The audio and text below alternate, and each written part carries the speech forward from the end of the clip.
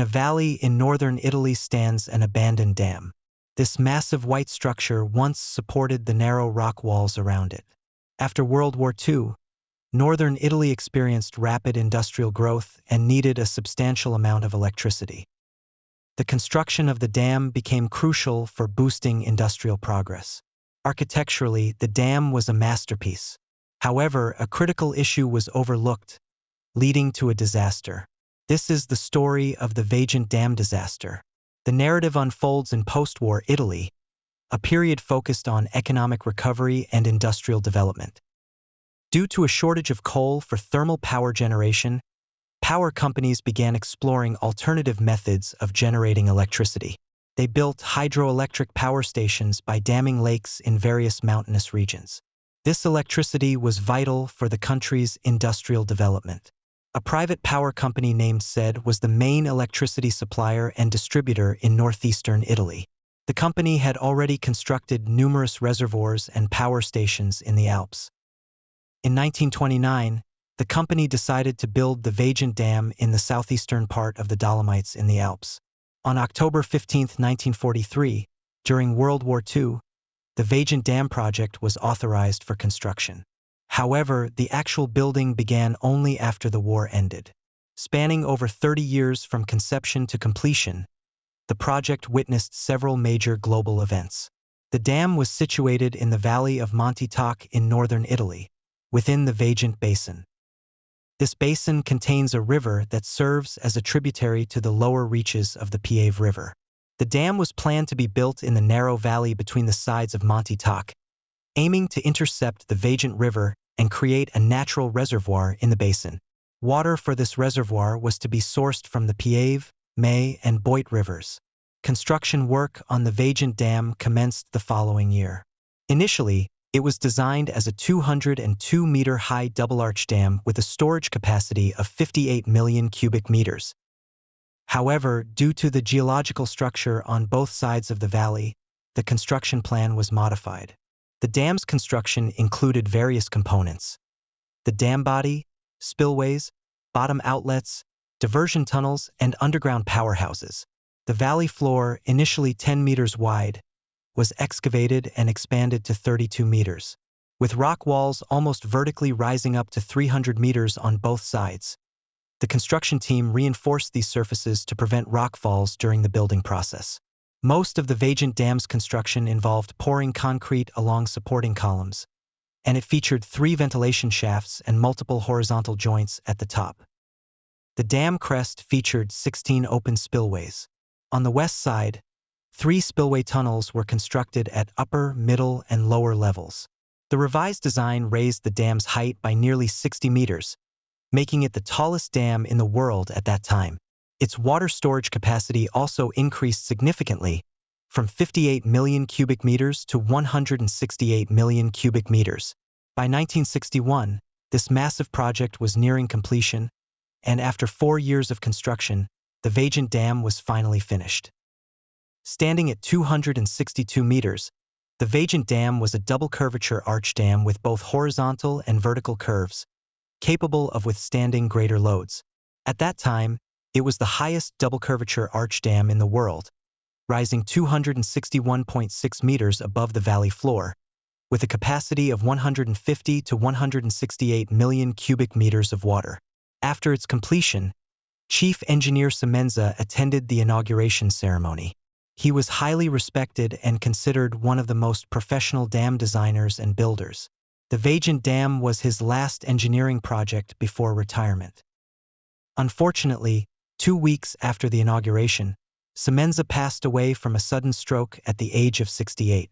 Despite the dam's completion, doubts about its safety persisted, largely due to a previous incident at Lake Pontesii, located 20 kilometers northwest. There, a similar reservoir had been built. One day, a landslide on one side of the reservoir caused nearly 3 million cubic meters of mud and debris to slide into the lake. In less than 3 minutes, the rising water level filled the lake, causing it to overflow the Pontesii Dam and rush downstream. A worker repairing the dam at the time was engulfed by a sudden surge of water and was never found. Given the similarities between the Pontesii Dam and the newly completed Vajont Dam, many people, especially the residents of Longarone, a small town 3 kilometers west of the Vajont Dam, raised concerns. The town was separated from the dam by 2 rivers, the Piave River and the May River, which intersected perpendicularly with the Vajont River.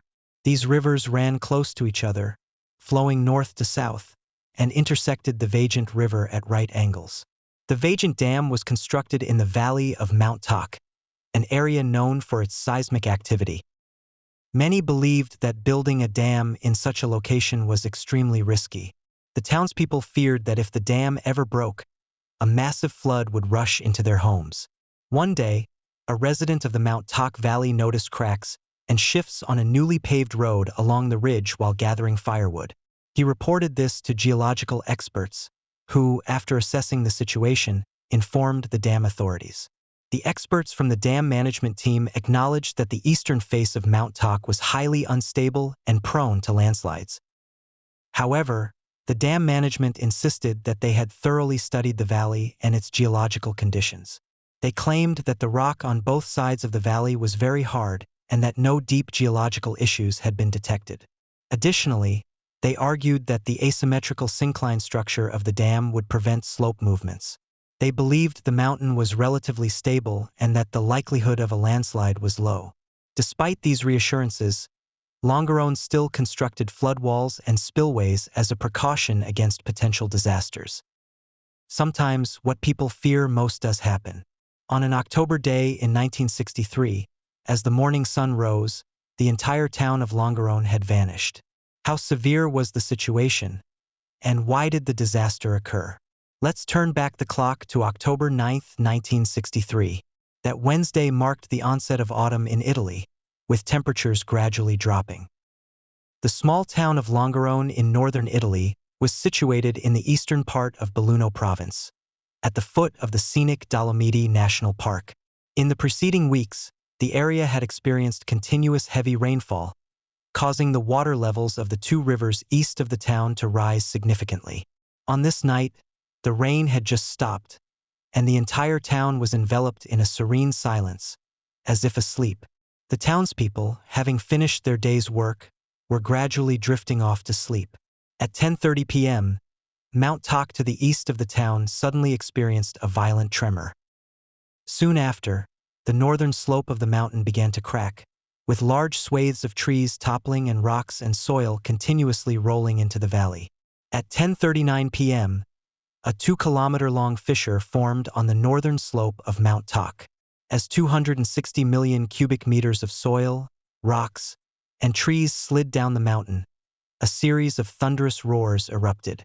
In less than 45 seconds, the water level in the reservoir rose sharply, exceeding the highest point of the dam by a full 150 meters. At least 50 million cubic meters of water surged over the Vajont Dam and cascaded down. To the residents of the downstream town, it felt like a colossal wave, over 250 meters high, was crashing towards them. To put that in perspective, a tsunami wave is usually only a few dozen meters high. When the landslide hit, Longarone's power supply failed, plunging the entire town into darkness. Among the residents was a 12-year-old girl named Michaela. Awakened by the roaring sound from the mountain, she instinctively reached out to turn on her bedside lamp, but it didn't light up. Fear surged through her.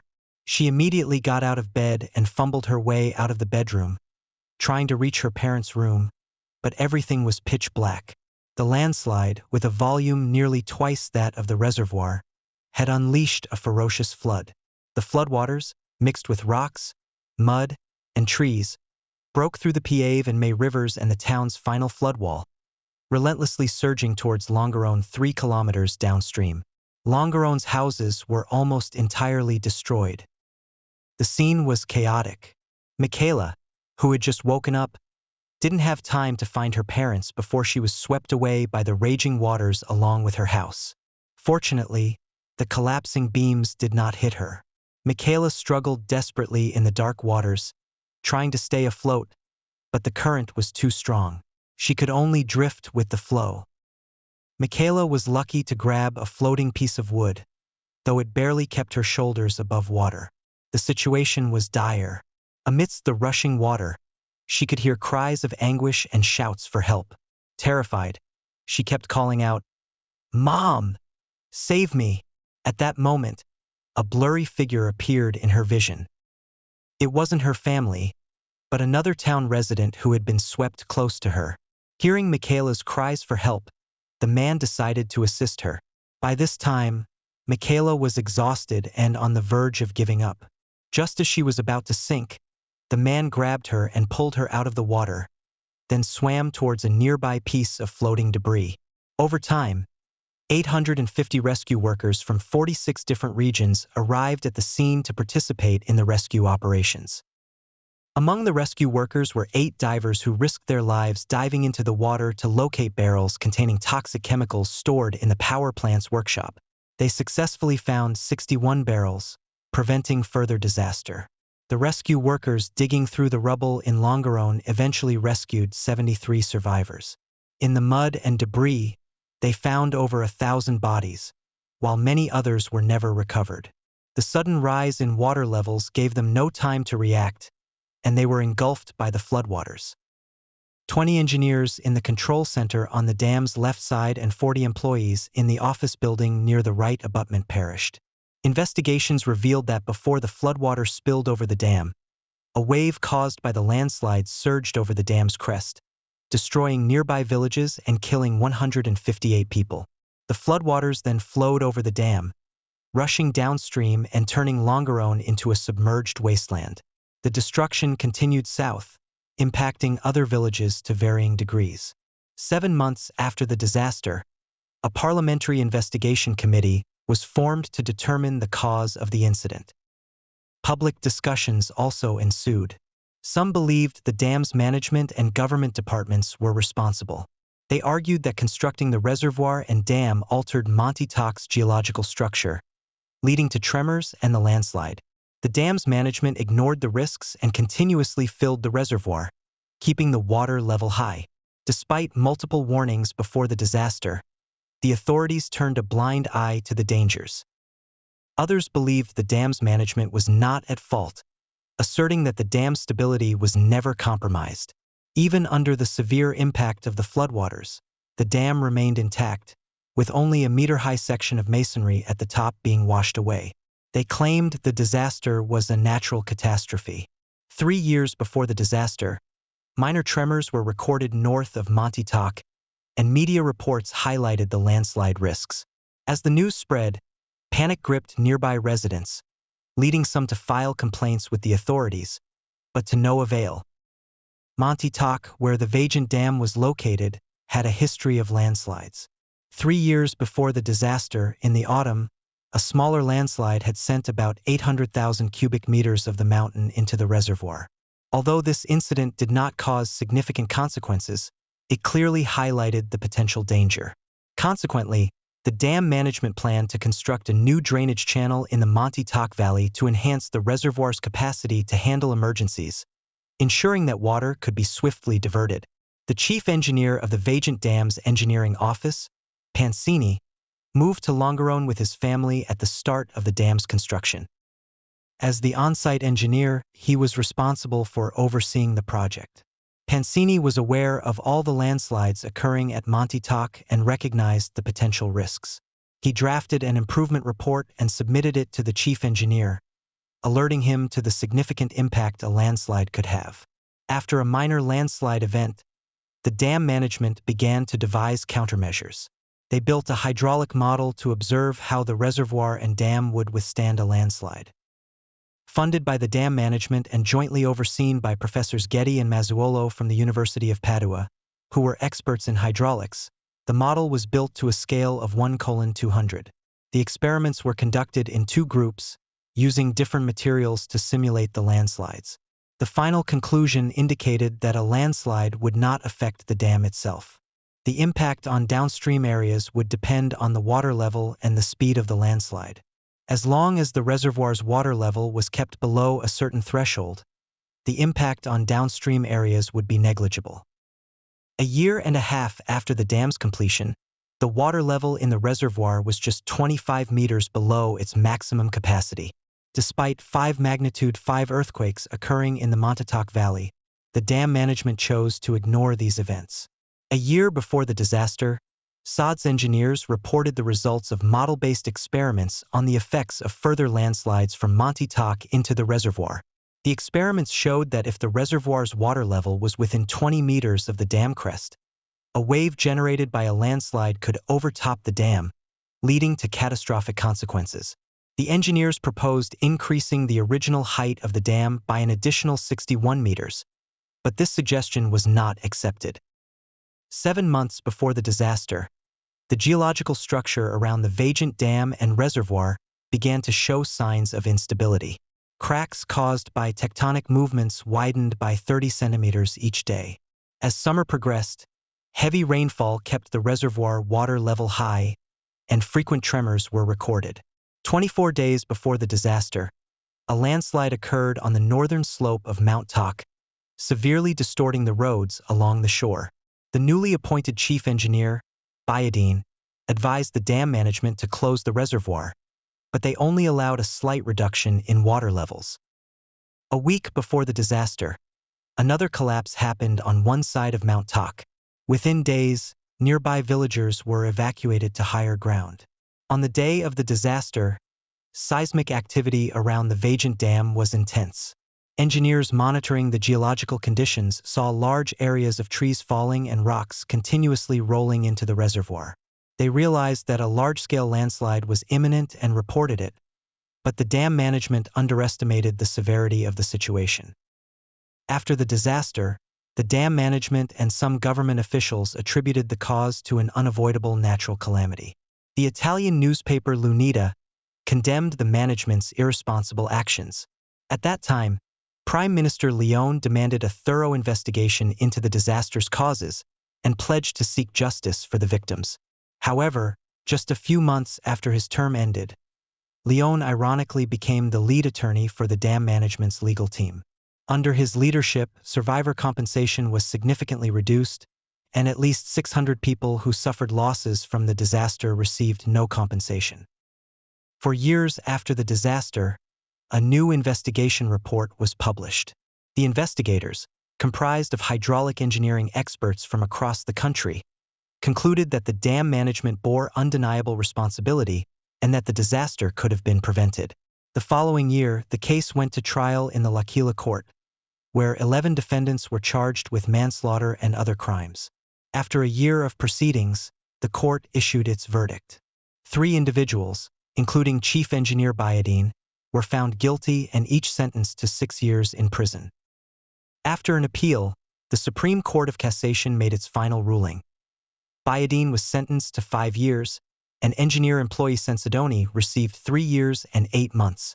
The remaining defendants were either acquitted or pardoned. Notably, 3 of the 11 defendants passed away before the verdict, including the former Vajont Dam Engineering Office Director, Pansini, who, overwhelmed by guilt and remorse, took his own life during the trial. Stricken by guilt and remorse, Pansini ended his life at 54. Despite his earlier warnings about the dam's safety, he couldn't prevent the disaster. That tragic night, he lost his family, friends, and colleagues. To honor his memory, a marble plaque with his name was placed on the rock wall along the path to the top of the dam. In Longarone, 487 children perished, with only 30 surviving. Among the survivors was a 12-year-old girl named Michaela. Michaela lost her entire family that day but miraculously survived. Whenever she thinks back to that night, she is filled with sorrow. However, over time, she managed to overcome the trauma and rebuild her life. After the disaster, Longarone and nearby villages began reconstruction. The government used this opportunity to significantly boost development in northeastern Italy. Survivors received public subsidies, 10 years of tax exemptions, and entrepreneurial loans to help them rebuild their lives.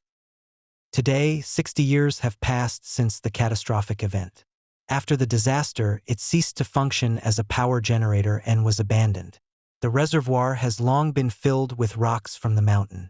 The Vajont Dam now stands as a solemn reminder of the importance of rigorous safety measures and respecting nature's power. It serves as a warning to future generations about the potential consequences of human engineering clashing with natural forces.